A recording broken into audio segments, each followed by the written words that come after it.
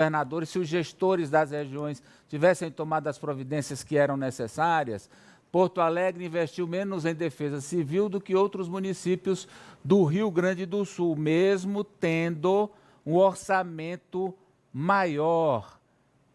Vamos acompanhar.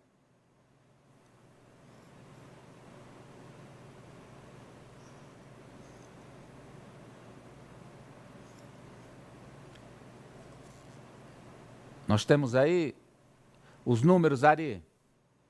Canoas, gastos com defesa civil, tá? Canoas, município de Canoas gastou 54 milhões de reais. Santa Cruz do Sul, 43 milhões. Imbé, 15 milhões. E a capital, Porto Alegre, somente 11 milhões e 600 mil.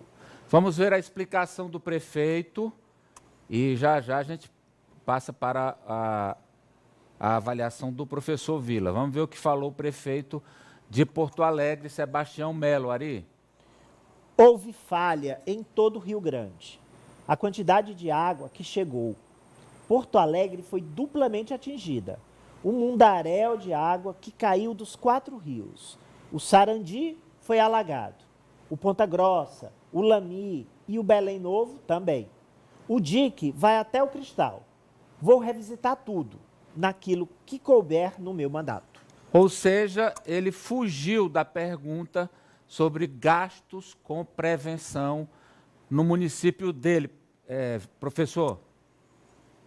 Olha, Amadeu, veja que Porto Alegre, no período de 2021-2024, que é o período de comparação com as outras cidades, na somatória, Porto Alegre teve um orçamento aproximadamente de quase de 27 bilhões de reais, 27 bi, e gastou 11 milhões com ações de defesa civil. Portanto, as outras cidades são cidades infinitamente menores, algumas infinitamente, outras um pouco menores do que a capital do Rio Grande do Sul, Porto Alegre, ou seja, mostra que havia um absoluto desinteresse, e destacando que já tinham ocorrido outras enchentes, não dessa magnitude, em Porto Alegre há pouco tempo. Portanto, você tinha uma história de enchentes, que você deveria, portanto, uma das suas primeiras preocupações como gestor municipal, eles gostam muito dessa expressão gestor, era se preocupar com isso. Ele nada fez, pelo contrário, os dados do orçamento comprovam isso. Então, não é uma questão de discutir políticas em abstrato ou fazer ataques que não se sustentam. Não, nós estamos discutindo a questão concreta, orçamentária, do que foi gasto. Portanto, vem aquela questão, para muitos prefeitos, e nós temos mais de 5 mil municípios no Brasil, claro que nem todos podem ter uma situação tão grave como os do Rio Grande do Sul, mas eu sou você amanhã, né? É importante muita gente pensar nisso, levar a sério a discussão de mudanças climáticas, discutir com cientistas, né? Deixar de lado essa maluquice dos negacionistas, terraplanistas e todos esses absurdos que a gente viu no governo Bolsonaro e discutir seriamente como cada cidade tem a sua especificidade. Algumas que são cortadas por rios. Teresina, você tem uma Mesopotâmia, por exemplo, né? Outras têm rios que são distantes, mas tem outro tipo de problema. Outros têm questões do local muito próximo ao mar. O nível do mar está subindo, como todo mundo sabe, né? Internacionalmente, todas as pesquisas. É necessário que esse tema ocupe, seja protagonista com aqueles temas que normalmente nós discutimos. Educação, saúde, por exemplo, segurança pública e outros, né? Que é a questão das mudanças climáticas. O prefeito estava nem aí, outros prefeitos, eu estou discutindo na esfera municipal, né? Também nunca tiveram interessados nisso, preferiam obras que apareciam e que redundava para o eleitor que ele era um bom gestor, porque tinha uma ponte, um viaduto, um edifício público em qualquer lugar, sem se preocupar, e no caso de Porto Alegre, pela localização, inclusive, da cidade. Hoje, todo o Brasil já aprendeu onde fica Porto Alegre, os rios, a Lagoa dos Patos, tudo aquilo era suscetível à possibilidade de uma tragédia. Claro que ninguém imaginaria esse volume de chuvas, isso é verdade. mas isso não significa que tenha gasto um valor ínfimo comparado com cidades que têm orçamento 20, 30, 40 vezes menor que o de Porto Alegre. Portanto, ele tem a responsabilidade política, tem eleições municipais, né? Certamente ele será cobrado no processo eleitoral e a todos que ele apoia. Em outras cidades também, os prefeitos serão cobrados. E não adianta jogar sempre a responsabilidade, não, isso não é meu, é do governador. Aí alguém fala, não, é do presidente da República. Vão sempre empurrando. Os prefeitos, como dizia sempre Franco Montoro em São Paulo, ninguém vive na União ou no Estado, a gente vive no município. Então, o primeiro responsável é o prefeito. Se ele não falou na hora adequada, não solicitou recursos, não desenvolveu políticas públicas de prevenção, ele é o principal responsável. Eu vou colocar o Guga para falar sobre, mas eu vou introduzir um outro personagem, Guga, que quero que você também comente, que é o governador do Rio Grande do Sul, Eduardo Leite, que ele tem sido assim timidamente cobrado sobre ações preventivas contra as enchentes, porque o ano passado já tinha acontecido, porque a meteorologia já havia previsto que esse ano ia ser maior. Tem a fala aí do governador, Brígida, do governador. Vamos lá, olha aí, Ari. Bom, você tem esses estudos. Eles, de alguma forma, alertam. Mas o governo também vive outras pautas e agendas. A gente entra aqui no governo e o Estado estava sem conseguir pagar salário, sem conseguir pagar hospitais, sem conseguir pagar os municípios. Então, ele está dizendo, pelo que eu entendi, Guga, que o dinheiro foi usado porque havia outras emergências que não a prevenção a desastres.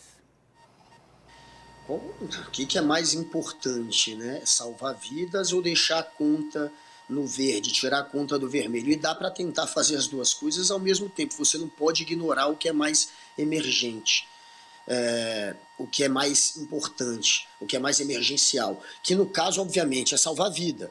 É você fazer o trabalho de avaliar a questão dos portões de contenção do muro de Mauá, por exemplo, que não estavam vendo isso. A questão das casas de bomba, de 23 casas que poderiam bombear água para fora de Porto Alegre, apenas 4 estavam de fato sendo usadas, as outras precisavam de manutenção. Então tudo foi deixado de lado, tanto pelo Sebastião Melo, pelo prefeito lá de Porto Alegre, do MDB, quanto pelo Eduardo Leite, que agora tenta, de alguma maneira, colocar a culpa, né? Tem uma frase dele ainda nessa entrevista, que ele fala, a culpa é do sistema, mas o sistema é ele, o sistema é o Eduardo Leite. Quem foi eleito para manter o sistema em ordem foi ele, e não fez. E a desculpa é a desculpa de sempre, né? De que, olha, a gente tinha outras prioridades, mas como outras prioridades? Há alguma prioridade maior do que salvar vidas? Aí ele cai naquela questão do político neoliberal, do tucano, do PSDB, que sempre está mais preocupado em arrumar as contas do que em usar dinheiro, de fato, para mudar a vida das pessoas, da população. Eles estão mais preocupados em pagar juros, em pagar contas, em fazer superávit, e aí deixa de lado uma questão primordial, que é essa, a das enchentes, com estudos, com alertas. Como você falou, teve um estudo que foi encomendado depois da tragédia do ano passado, que participou ali desse estudo, deputados de todos os partidos, tinha gente de esquerda, de direita. Foi feito um estudo que apontou ali para o Eduardo Leite que algumas medidas urgentes de retirar gente de área de risco, de criar abrigo, de olhar essa questão das comportas também em Porto Alegre, tudo isso já estava sendo alertado e nada foi feito. E ainda vem essa questão da meteorologia, que alertou com 8 dias de antecedência que teria essa chuva histórica, e só faltando 2 dias para a chuva que eles começam a se preocupar e alertar a cidade. Perderam 5 ou 6 dias em que eles poderiam de fato ter feito algo objetivo ali, salvando vidas, também não fizeram, ou seja, erraram em prevenir, erraram depois em que aconteceu a tragédia e agora não querem politizar essa história, querem fingir, tirar a responsabilidade deles, porque sabem que se politizar, a culpa vai ser obviamente deles próprios. Ana. processo que a gente está passando, né? Alguns especialistas, eles já estão, a maioria deles já estão utilizando o termo de emergência climática. A gente já não está mais em situação de mudança, a gente já está num ponto de não retorno. E, como a gente tem discutido aqui, a gente está encontrando gestores que não têm a mínima capacidade de gestão dos recursos e dos projetos administrativamente para lidar com esse tipo de situação. Nos dois casos, a gente está vendo políticos que investiram pouco ou quase nada em prevenção a desastres, negligenciaram situações que poderiam ter diminuído a catástrofe no Estado, em muitas cidades, inclusive evitando que vidas fossem perdidas nessa tragédia. Então, uma negligência admitida, porque para mim o que o Eduardo faz é admitir que negligenciou a questão em nome de outras, e você não tem uma preparação muito clara de como eles vão enfrentar a situação daqui para frente, com uma dificuldade da máquina pública no nosso país cada vez mais inchada, recursos escassos para investimentos. Imagine investimento em prevenção a desastre. Então, é uma situação que a gente se encontra de forma muito complicada e a gente vai ter que pensar, os gestores, em como financiar esses projetos de adaptação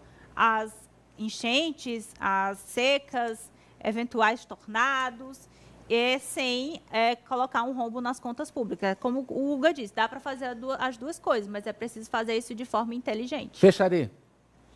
Não dá para separar a política desses eventos.